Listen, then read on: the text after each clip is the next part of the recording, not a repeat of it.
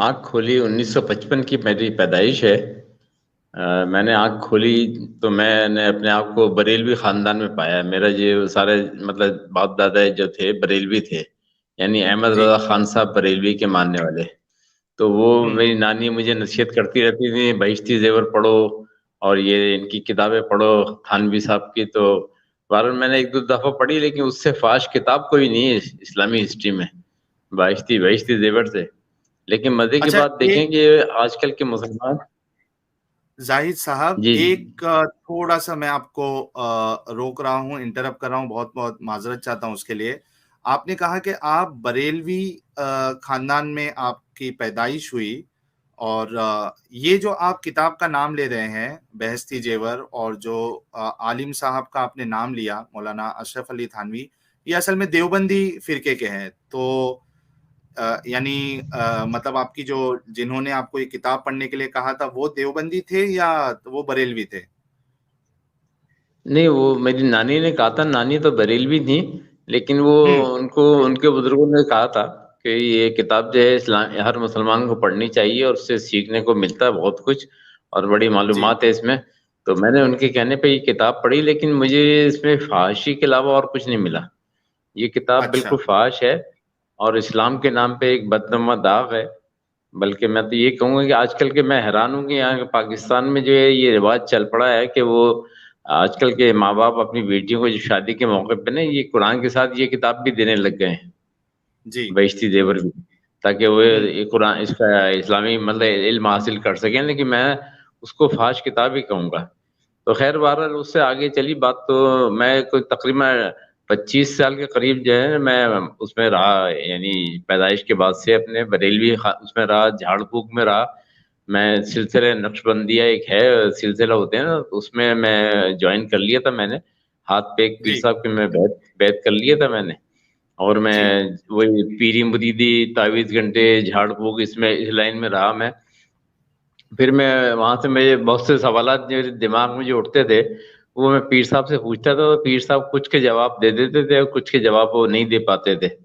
تو میں نے پھر ان کو وہاں سے مطلب میں چھوڑ دیا، میں نے خیر بات کہہ دیا ان کو۔ پھر اس کے بعد مجھے چانس ملا، میں چلا گیا سعودی عرب نوکری کے سلسلے میں۔ تو وہاں پر میں تقریباً 40 سال میں نے لگائے سعودی نیوی میں رہا وہاں پر جدہ میں۔ اور سعودی وہاں پر نیوی میں تھے جدہ آپ؟ میں بھی ان کا نیٹ ورک ہے۔ جی ہاں، سعودی نیوی میں تھا۔ یا زبردست زاہد صاحب، زبردست، جی کنٹینیو تو کریے آپ۔ میں پھر وہاں پر، جی میں رات سب سے پہلے مجھے جماعت اسلامی والے وہاں مل گئے، پاکستانی تھے، ان کا ہوں۔ بہت بڑا حلقہ ہے۔ اور جدہ، پوری جدہ میں 52 جگہ پہ یہ ہفتہ واری جو ہے نا درس ہوتے ہیں، ان کے درس قرآن جماعت والوں کے۔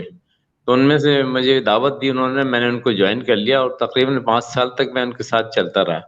مطلب درس قرآن اٹینڈ کرنا، کشمیر کے نام پہ چندہ دینا، اور مودودی صاحب کی کتابیں لے کے جانا گھر پہ، کتاب سے خریدنا، کیسٹیں تھی اس زمانے میں، کیسٹ چلتی تھی، تو وہ مطلب یعنی اسلام کو پھیلانا یا دوسروں کو بتانا، اس طرح سے میں کرتا رہا تھا۔ لیکن یہ کہ پھر جب وہ ایک واقعہ ایسا ہوا کہ پاکستان میں مرتضی بھٹو کو قتل کر دیا گیا، بے نظیر کا دور تھا اور مرتضی بھٹو کو قتل کر دیا گیا۔ تو اس میں مطلب قاضی حسین احمد جو تھے وہ تھے امیر جماعت اسلامی۔ تو وہ ایک دن میں نے اخبار میں فوٹو دیکھی ان کی کہ وہ غنوہ بھٹو کے، کراچی میں غنوہ بھٹو کے گھر پہ گئے ہیں تعزیت کرنے کے لیے کہ بھئی تیرے شوہر کا انتقال ہو گیا۔ غنوہ بھٹو جو ہے ایک بے پردہ خاتون تھی اور اس کا تعلق فلسطین سے تھا۔ تو جی۔ بہرحال یہ کہ میں نے پھر اپنے امیر صاحب سے پوچھا، میں نے کہا کہ ہمیں تو آپ سورہ نور کی آیتیں سناتے ہیں، پردے کے احکامات بتاتے ہیں، آپ کے قرآن نے یہ کہا، قرآن نے وہ کہا، لیکن میں نے کہا کہ یہ بتائیے کہ یہ قاضی حسین احمد صاحب کے ساتھ جو ان کا ایک شیطان تھا، وہ کیا شیطان کو باہر کھڑا کر کے گئے تھے کیا؟ وہ اپنے ساتھ لے کے نہیں گئے تھے؟ 6 آدمیوں کی ٹیم وہ لے گئے اور 6 آدمیوں کی ٹیم میں کوئی بھی عورت نہیں۔ میں نے کہا طریقہ تو اسلامی طریقہ تو یہ ہوتا ہے کہ وہ قاضی حسین احمد اپنی بیوی کو لے جاتے اور اس سے کہتے کہ انور بھٹو تو پردہ کر، تجھے سامنے آنے کی ضرورت نہیں ہے، اور تو بیوی سے کہتے کہ وہ اپنے میرے جذبات جو ہے نا وہ پہنچاتے ہیں ان کے مطلب غنوہ بھٹو تک۔ یہ طریقہ ہوتا ہے۔ میں نے کہا بجائے اس کے کہ وہ 6 آدمیوں کو لے کے گئے اور 6 آدمی اس کو تاڑتے رہے غنوہ بھٹو کو، جب بھی بات چیت کی تو 6 کے 6 اس کے شیطان ساتھ میں تھے، تو میں نے کہا یہ کیسا اسلام یار، ہمیں تو آپ بتاتے ہو اسلام ہے لیکن خود پہ عمل نہیں کرتے. میں نے کہا وہاں بریلوی میں تھا، بریلویت میں تو وہاں پر پیر کے اوپر جو ہے شریعت کا اطلاق نہیں ہوتا تھا، اور یہاں پر جماعت اسلامی میں آیا تو یہاں پر امیر کے اوپر امیر جو ہے شریعت سے مبرہ ہے. میں نے کہا اس طرح کا اسلام مجھے پسند نہیں ہے. تو پھر دوسرا واقعہ یہ ہوا کہ اس زمانے میں جو ہے وہ مطلب قاضی حسین احمد صاحب جو ہیں کہ سارے بیٹا بیٹی جتنے بھی ہیں نا سب امریکہ میں پڑے ہوئے ہیں. تو یہ لاہور سے فلائٹ جاتی تھی امریکہ، تو وہاں پر یہ بیٹھا کے آتے تھے صبح کے ٹائم امریکہ کے جہاز میں اپنے بیٹا جی بیٹی کو، اور شام کو آ کے لاہور شہر میں جھنڈا جلاتے تھے امریکہ کا، اور جارج بش کا پتلا بھی جلاتے تھے. تو وہ بھی میں نے پکڑ لیا. میں نے کہا یہ کیا دو رنگی کیا ہے، منافقت ہے یہ. تو صبح آپ اپنے بیٹا بیٹی کو جہاز میں وہاں بٹھا کے آ رہے ہیں امریکہ جانے والے میں، اور شام کو آ کے لاہور شہر میں اسی شہر میں آپ جو ہے اس کے خلاف وہ جلوس نکال پا رہے ہیں، اس کے خلاف آپ مطلب جھنڈے جلا رہے ہیں اس کے امریکہ کے، یا اس کے پتلے جلا رہے ہیں جارج بش کے. میں نے کہا یہ تو منافقت ہوئی. تو وہ کہنے ہمارے جو امیر صاحب تھے جدہ میں، انہوں وہ کہنے لگے جی وہ اللہ کے رسول نے فرمایا ہے کہ ٹیکنالوجی حاصل کرنے کے لیے، علم حاصل کرنے کے لیے آپ چین تک جا سکتے ہیں. تو میں نے کہا ٹیکنالوجی خالی امریکہ کے پاس تو نہیں ہے نا، جاپان کے پاس بھی ہے، فرانس کے پاس بھی ہے، چائنا کے پاس بھی ہے، روس کے پاس بھی ہے، آپ وہاں کیوں نہیں جاتے؟ تو وہ کوئی مطمئن جواب دے نہیں سکے. میں نے کہا کہ اصل مسئلہ یہ ہے کہ امریکہ کی ڈگری کی جو ہے اہمیت کچھ اور ہے، اور دوسرے ملکوں کی ڈگری کی اہمیت کچھ اور ہے. تو آپ اس لیے امریکہ کو آپ نے انتخاب کیا، لیکن اگر انتخاب کیا تو پھر آپ یہ باتیں نہ کریں نا کہ شہر میں آ کے آپ پاکستانی عوام کو بیوقوف بنا رہے ہیں اور ان کو اکسا رہے ہیں امریکہ کے خلاف، اور اپنے بیٹا بیٹی کو وہاں بھیج رہے ہیں ان کو پڑھنے کے لیے. میں نے یہ تو دورنگی ہو گئی، منافقت ہو گئی. تو بہرحال وہ پھر میں نے جماعت میں جان چھڑائی. میں مطلب دوسری میں تلاش میں تھا، کیونکہ میں چاہتا تھا اصل اسلام تک میں پہنچ جاؤں، جی اسلام کی تلاش میں تھا. تو پھر میں نے تحریک منہاج القرآن کو جوائن کر لیا، یہ ڈاکٹر طاہر القادری کی تحریک منہاج ہاں القرآن، ہاں وہاں پر ہاں جوائن کیا. جی جی. تو وہاں پر میں رہا، پھر چھٹی بھی آیا کراچی میں ان کے مرکز جو ان کا بڑا تھا یا دفتر، وہاں گیا، وہاں سے کیسٹیں ان کی کتابیں وغیرہ خریدی. بہت میں ان کا عزت کرتا تھا، احترام کرتا تھا. لیکن یہ کہ ان کو دیکھا میں نے کہ وہ مطلب عمل نہیں کرتے، خالی گپے گپے مارنا اور جھوٹی حدیث کا سہارا لینا، جھوٹے خوابوں کا سہارا لینا. تو وہ مطلب یہ ڈاکٹر طاہر القادری جو ہے وہ بھی مجھے پسند نہیں آئے. اور پھر میں نے ان کو دیکھا کہ جھوٹی حدیث انہوں نے جیسے زمین پہ حرام کر دیا اللہ نے کہ وہ نبیوں کے جسموں کو کھائے اور یہ کرے اور وہ کرے. تو مطلب اس طرح سے اچھا 15 یا 20 سال پرانی بات ہے. ان کا ایک بیان آیا ہے پاکستان کے سارے اخباروں میں ہے. وہ بیان یہ تھا کہ اللہ کے رسول لاہور تشریف لے کے آئے اور ان کے پاس ہوٹل کا کرایہ ادا کرنے کے پیسے نہیں تھے. میں نے ان کا بل ادا کیا اور ان کے پاس مدینہ واپس جانے کا ٹکٹ بھی نہیں تھا. میں نے ٹکٹ ان کا مطلب ٹکٹ بنوا کر دیا. تو میں حیران ہوا. میں نے کہا پاکستان کے اتنے بڑے بڑے عالم دین ہیں، کسی نے نہیں کہا کہ یہ تم رسول کی توہین کر رہے ہو. اللہ کے رسول کو مدینے کی قبر سے آنے کی ضرورت کیا تھی پاکستان کے دورے پر؟ سوال تو یہ پیدا ہوتا ہے. اور اگر آ بھی گئے تھے تو اگر ان کے پاس پیسے نہیں تھے تو بھائی ٹھہرنے کی ضرورت کیا تھی؟ کسی عالم دین کے گھر پہ ٹھہر جاتے، ہوٹل میں ٹھہرنے کی کیا ضرورت تھی کہ طاہر القادری صاحب جو ہے پیمنٹ کر رہے ہیں ان کی. اور آج کل کا زمانہ ماڈرن زمانہ ہے، کمپیوٹر کا دور ہے. ہر ہوٹل کے مطلب ایک رجسٹر ہوتا ہے ہوٹل میں، روزنامچہ جس کو کہتے ہیں، جہاں پر انٹری ہوتی ہے کتنے لوگ آئے کتنے گئے. تو اس میں دیکھ لو محمد نام کا کوئی آدمی اگر وہاں پر رہا ہو اس ہوٹل میں یہ اچھا. پھر یہ کہ ایئر لائن میں بھی یہ حال ہے، کمپیوٹر کا زمانہ ہے، وہاں سے ٹکٹ ایشو ہوتا ہے تو آپ کمپیوٹر کے ذریعے چیک کر سکتے ہیں کس کس کو ٹکٹ ایشو ہے. تو میں نے کہا محمد صاحب کے پاس اگر پیسے نہیں تھے تو ان کو مدینے کی قبر سے نکل کے یہاں آنا ہی نہیں چاہیے تھا. اور آنا چاہیے تھا تو پیسوں کا انتظام کر کے آتے کسی کے خواب میں. مطلب یہ سب جھوٹی باتیں اس نے اڑائی ہوئی تھی طاہر القادری صاحب نے. تو پھر میں نے ان کو چھوڑ دیا. میں نے کہا یہ سب ایسے پھینکو آدمی ہے، جھوٹا آدمی ہے، چھوڑو آدمی ہے. تو میں نے پھر ان سے مطلب ان کو آخری سلام کیا. اس کے بعد پھر مجھے ایک آدمی ایک صاحب ملے، انہوں نے مجھے تبلیغی جماعت میں کرا دیا کہ آپ یہاں پر آ جائیں ہمارے پاس، یہ سب سے اچھا فرقہ ہے، سب سے اچھا مسلک ہے، اور ان کے بڑے پیروکار ہیں، بنگلہ دیش میں بھی ہیں، نظام الدین دلی میں بھی ہیں، اور لاہور میں رائے ونڈ میں بھی ہیں، ان کی بڑی شاخیں ہیں. پوری دنیا سے اجتماع ہوتا ہے سالانہ اور بڑے لوگ آتے ہیں، گورے بھی آتے ہیں. میں نے کہا چلو ٹھیک ہے جی. میں تو اسلام کی تلاش میں تھا اب میں وہاں چلا گیا تو وہاں پر 3 دن میں نے 2 دفعہ لگائے، ہر مہینے 3 دن جو ہے میں چلا جاتا تھا. جی میری فیملی وہیں پر تھی، لیکن فیملی کو خرچہ ورچہ دے کے میں جاتا تھا، تو لیکن فیملی ناراض ہوتی تھی. وہ کہتی تھی ہم یہاں پر یہ کیا تم نے لگایا، یہ کون سی ٹائپ کا اسلام ہے؟ اللہ کے رسول یا صحابہ کرام نے کسی نے بھی ایسا نہیں کیا کہ 3 دن کے لیے غائب ہو گئے ہوں اپنے بیوی بچوں کو اکیلا چھوڑ کے، آپ ہمارے حقوق عطا کریں. یہ کیا چیز ہے؟ میں نے پھر ان کو بتایا کہ میں نے کہا بھائی ایک طریقہ ہے، چلو اس کو جوائن کرتا ہوں. تو لیکن مثلا وہاں جا کے میں نے دیکھا کہ وہ مولانا زکریا جو ہے کہ انڈیا کے مولانا تھے جن کا انتقال ہو چکا ہے، ان کی کتاب پڑھتے تھے وہ بھائی یہ اپنے فضائل اعمال. تو نام یہ کرتے تھے کہ وہ اللہ کی راہ میں نے کہا یہ اللہ کی راہ تو نہیں ہے، اللہ قرآن تو وہ تھوڑا سا پڑھتے تھے، لیکن اصل زیادہ وقت جو ہے گزرتا تھا وہی فضائل اعمال پڑھتے ہوئے. تو میں نے کہا کہ اللہ کی راہ تو یہ نہیں ہوئی، یہ تو مولانا زکریا کی راہ ہوئی. اس کا مطلب وہ پڑھتے تھے. تو میں پھر وہاں سے مطمئن ہوا. وہاں پر پھر مجھے ایک آدمی نے کہا کہ یار یہ فلاں پیج پہ فضائل اعمال میں یہ بات لکھی ہوئی ہے جھوٹ. میں نے کیا بات لکھی ہوئی ہے؟ تو کہنے وہ اس نے پورا واقعہ بیان کیا کہ وہاں پر وہ جھوٹی احادیث، ساری ضعیف احادیث جو ہے نا اس کتاب میں جمع کر دی گئی ہیں فضائل اعمال میں، بالکل. ساری ضعیف. تو وہ اور میں نے اکثر واقعے سوچا، میں میں نے کہا یار یہ بات تو صحیح ہے. سوری آپ کو انٹرپٹ کر رہا ہوں زاہد صاحب، یہ جو جی فضائل اعمال ہے جی جی اس میں اکثر چیزیں جو ہے آپ کو خواب والی ملے گی. جی ہاں جی ہاں، خوابوں کا سارا یہ نشانی ہوتی ہے جھوٹ کی نشانی. جب وہ جھوٹ کو کور کرنا ہوتا ہے تو وہ خوابوں کا مطلب خواب جو ہے اس میں ڈالنے پڑتے ہیں. اور یہ چیز سنیت میں بھی ہے، یہ چیز شیعیت میں بھی ہے. یعنی شیعہ سنی دونوں کا مذاہب جو ہے نا وہ اسی پہ چل رہے ہیں خوابوں پہ. تو وہ انہوں نے ایسا واقعہ بتایا اور میں نے جا کے دیکھا اس میں فضائل درود میں جو ان کا باب ہوتا ہے کتاب کے اندر، فضائل درود، فضائل وضو، فضائل فلاں فضائل. تو میں نے وہاں جا کے دیکھا وہ واقعہ درج تھا. تو میں نے کہا ہاں یار یہ تو انہوں نے کہا اس میں لکھا ہوا تھا کہ اللہ کے رسول نے عورت کے ہاتھ لگایا پیٹ پہ، منہ پہ. وہ عورت کا جی جی انتقال جی. ہو گیا تھا، حج کے لیے جا رہی تھی وہ، حج کے لیے جا رہی تھی وہ. تو وہ راستے میں پانی کے جہاز میں جو ہے اس کا انتقال ہو گیا. تو اس کا بیٹا جو ہے درود بہت پڑھتا تھا.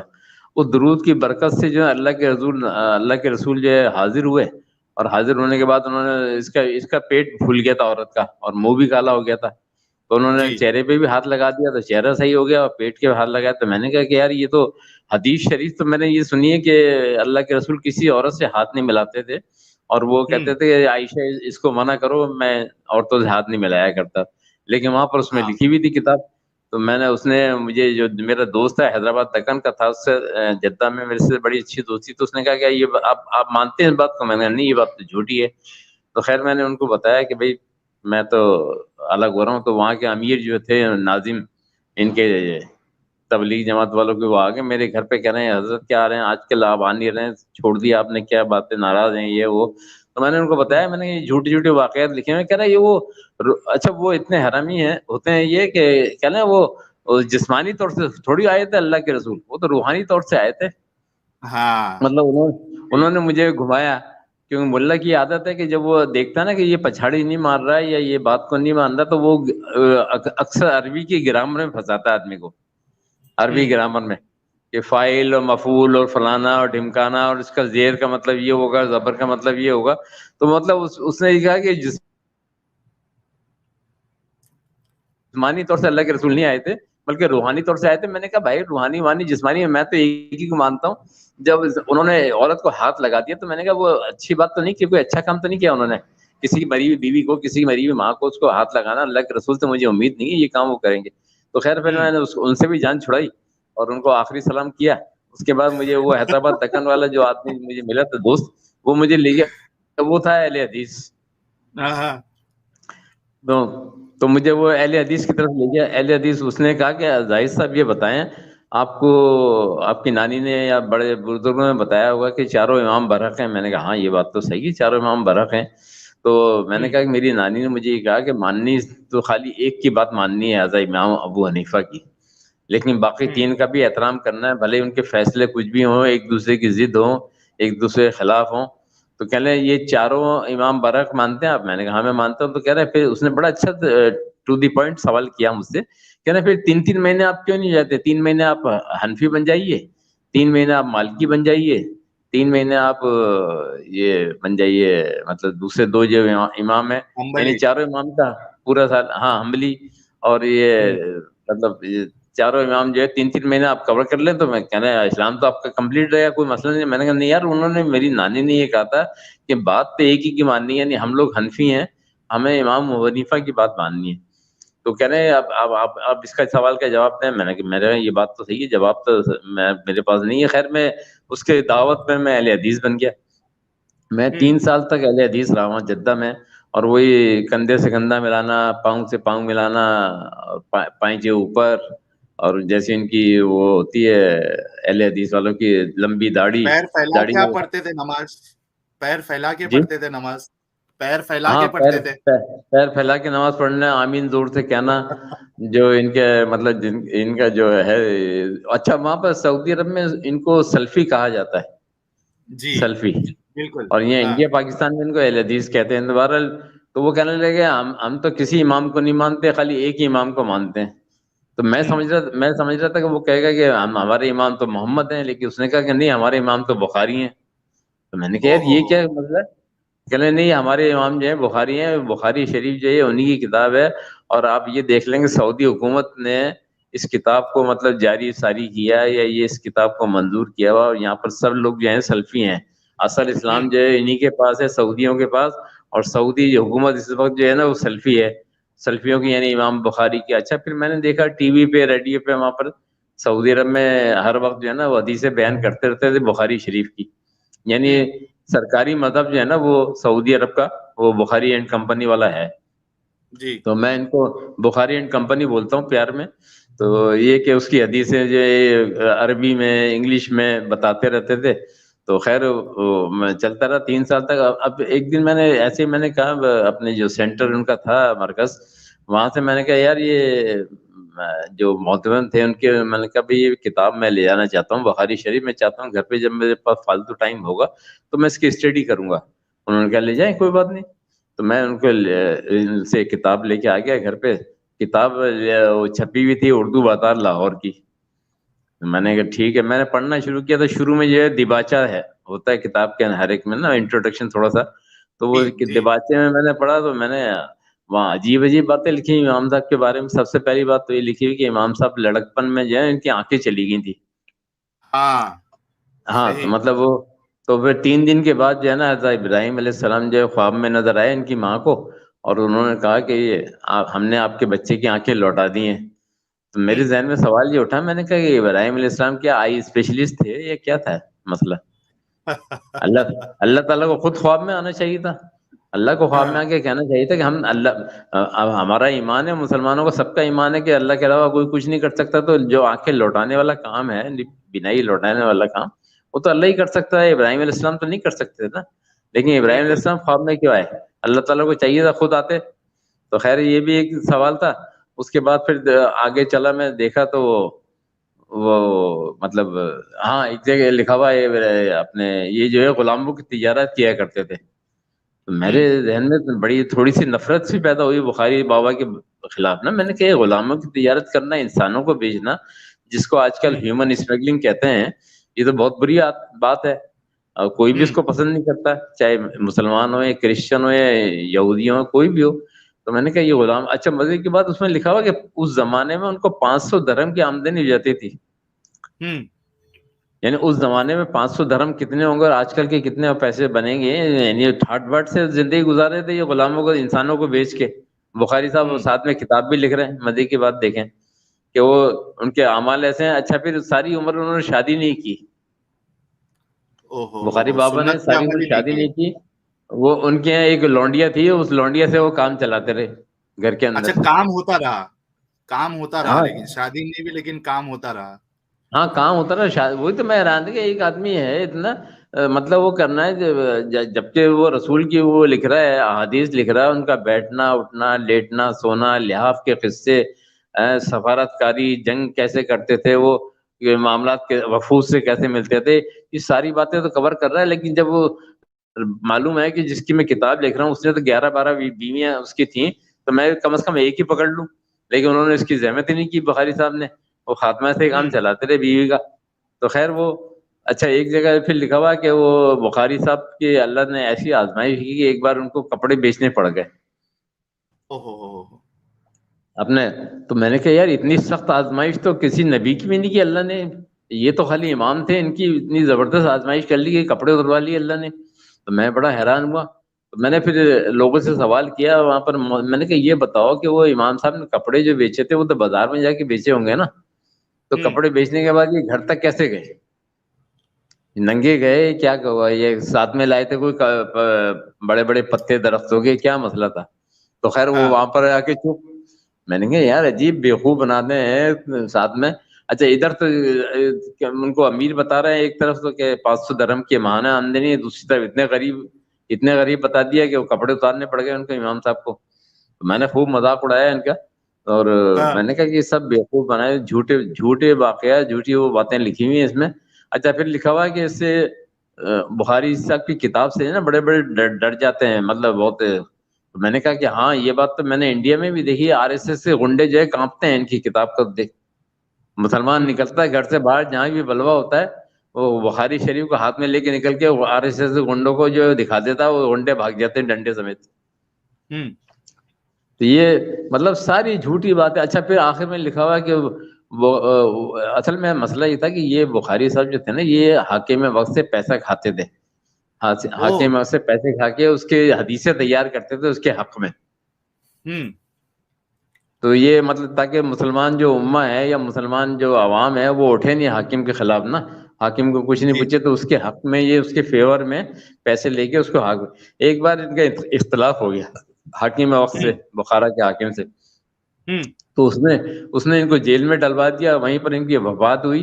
اب یہ لکھا ہوا تھا کتاب میں کہ ان کی قبر سے ابھی تک خوشبو آ رہی ہے, ان کی جو جہاں قبر ہے بخارا میں وہاں کی مٹی سے ابھی تک خوشبو آ رہی. تو میں نے کہا کہ میں اتنی دفعہ مدینے گیا ہوں, مجھے یاد نہیں کتنی دفعہ گیا ہوں, 37 سال میں 40 سال میں, مطلب یہ کہ میں, لیکن وہاں پر تو اپنے آپ صلی اللہ علیہ وسلم کی قبر سے تو کوئی خوشبو نہیں آ رہی آج تک. وہاں پر جو لوبان جل رہا ہے یا بخور جو لگاتے ہیں سعودی یا عطر لگاتے ہیں تو اس کی خوشبو جو وہ ضرور آتی ہے, باقی وہ قبر کی مٹی سے تو کوئی نہیں آ رہی. لیکن بخاری صاحب اتنے پہنچے ہوئے ہو گئے کہ نبی سے بھی زیادہ ہو گئے کہ ان کی مٹی سے جو ہے وہ خوشبو آ رہی ہے. سب جھوٹے واقعات خالی اس کو مسلمانوں کو امپریس کرنے کے لیے اور ان کو بیوقوف بنانے کے لیے یا یہ انڈر پریشر لینے کے لیے انہوں نے لکھے ہوئے اپنی کتاب میں. تو بہرحال میں وہ کتاب میں نے واپس کر دیا, حدیث تو میں نے پڑھی نہیں لیکن دیواچے سے واپس کر دی. کہ وہ محترم کہنے لگے کیا ہوا؟ میں نے کہا یار سارے جھوٹے واقعات, میرا اس کو یقین نہیں کرتا دل میرا, میں دل نہیں مان سکتا یہ ساری واقعات. تو خیر پھر وہ 3 سال میں رہا, اس کے بعد پھر میں نے دیکھا کہ سب سے بڑے جو ان سارے مسلک جتنے بھی ہیں مسلمانوں کو, اس میں سب سے زیادہ حرامی جو ہے نا یا بدمعاش ہے یا یہ کہ جھوٹے جو ہیں وہ یہ اہل حدیث والے ہیں. انہوں نے ایسی جھوٹی احادیث لکھی ہوئی ہیں بخاری صاحب نے اپنی کتاب میں کہ محمد صلی اللہ علیہ وآلہ وسلم کی شخصیت کو ڈیمیج کیا ہوا ہے, اتنی بری طرح ڈیمیج کیا ہوا ہے کہ مسلمانوں کو عقل نہیں آ رہی, ہوش نہیں آ رہا, اور وہ ابھی تک سینے سے لگائے ہوئے ہیں اس کتاب کو. اور ملا یہی کہہ رہا ہے کہ قرآن کے بعد سب سے زیادہ معتبر کتاب جو ہے نا وہ صحیح بخاری ہے. حالانکہ آپ خود بھی عقل سے سوچ سکتے ہیں, یہ 6 سال کی جو وہ ہے نکاح حضرت عائشہ تھے, ہاں یہ بخاری صاحب کی حدیث ہے, یہ بخاری صاحب نے لکھا ہوا ہے یہ. اور اس سے صاف ظاہر ہوتا ہے میرج میں یہ مطلب بچوں کی جو میرج ہے نا, اس میں آپ کوئی ملک الاؤ نہیں کر رہا. مزے کی بات یہ 56 اسلامی ملکوں میں سے کوئی ایک ملک نہیں ہے جو اس کو فالو کر رہا ہو. پاکستان میں خود 18 سال مقرر ہے حد, سعودی عرب نے بھی 18 سال مقرر کی ہوئی حد کہ اس سے پہلے شادی نہیں ہو سکتی لڑکی کی. اب اگر یہ پیارے رسول کی پیاری سنتوں کے اتنے شیدائی ہیں تو یہ کیوں نہیں حکومت کی مطلب وہ جلوس نکالتی کہ بھائی ہمیں ابھی منظور نہیں ہے 18 سال والی شرط. اللہ کے رسول نے 6 سال میں کی ہے, آپ بھی 6 سال میں کر دو, 9 سال میں رخصتی کی, 9 سال میں ہم بھی رخصت دے دیں گے. اور مزے کی بات یہ آج تک کوئی ملا نہیں آیا جس نے اپنی 6 سالہ بیٹی کی شادی کی ہو 52 سالہ بوڑھے سے, آج تک کوئی نہیں آیا. مطلب یہ کہ ویسے ملا کہتا ہے کہ وہ میں جو ہے پیارے زاہد صاحب ایک ہلکا سا جوک بتاؤں میں جوک. اصل میں کیا ہوا کہ ابھی ایک 3-4 اسٹریم پہلے ایک ہمارے مومن بھائی آئے تھے اور ڈسکشن چالو تھا. تو وہ عائشہ کی جو شادی ہے 6 سال کی عمر میں محمد صاحب کے ساتھ، 54 ایئرس کے محمد صاحب ہے اور عائشہ 6 سال کی ہے، حضرت عائشہ، تو وہ اس کو ڈیفینڈ کر رہے جی تھے. جی تو میں نے ان کو بولا کہ آپ کس مسلک سے ہیں؟ تو انہوں نے کہا کہ میں دیوبندی ہوں، اہل سنت دیوبندی ہوں. اچھا ہاں، تو میں نے کہا اچھا اچھا ایک بات بتاؤ کہ کیا آپ اپنی چھوٹی سی بیٹی 6 سال کی بیٹی کا نکاح جو ہے وہ 55 یا 60 سال کے بوڑھے سے کرو گے؟ تو وہ کہنے لگا کہ یار نہیں، وہ محمد صاحب جو ہے وہ نبی تھے، اس طریقے کی وہ باتیں کرنے لگا. تو مجھے بتاؤ کہ ایک بات بتاؤ، طارق جمیل صاحب جو ہے آپ کے نزدیک نیک انسان ہے کیا نہیں ہے؟ تو بولا ہاں ہے. جی جی مولانا سعد بھی آپ کے نزدیک نیک انسان ہے کیا نہیں ہے؟ تو بولے ہے. تو میں بولا پھر ایک کام کرو نا کہ آپ کی 6 سال کی جو بچی ہے اس کا نکاح کم سے کم مولانا طارق جمیل یا مولانا سعد سے کروا دو، تاکہ پتا تو ہاں چلے یہ کہ بھی آپ بھی محمد صاحب کی سنت پہ آپ عمل کر رہے ہو. اور میں نے کئی وہی بار تو. ان سے پوچھا لیکن وہ لاسٹ تک نہیں مانے کہ میں اپنی 6 سال کی بچی کا نکاح کسی بوڑھے سے یا کوئی یعنی مسجد کے امام سے یا جو فیمس مولوی ہے کم سے کم جس کو یہ نیک اور اچھا مانتے ہیں ان سے کرانے کے لیے بھی یہ ریڈی نہیں ہے. تو جی یہ جی منافقت نظر نہیں وہی آتی تو ہے. ملا جو ہے، ملا جو کہتا ہے کہ پیارے نبی کی پیاری سنتوں کا شیدائی ہوں میں، اور میں بڑا مانتا ہوں پیارے رسول کی پیاری سنتوں کو، تو بھائی بسم اللہ کیوں نہیں کرتے؟ اپنے گھر سے بسم اللہ کرو نا. اپنی جی بیٹی یا اپنی چھوٹی بہن جو ہے اس کو 6 سال کی جو ہو اس کی شادی کر دو 53-54 سال سے 52 سال کی بڈھے سے. چلو کوئی بات نہیں، ہم مان لیں گے کہ آپ واقعی میں شیدائی اور رسول کی خاطر آپ جان بھی دینے کو تیار ہو.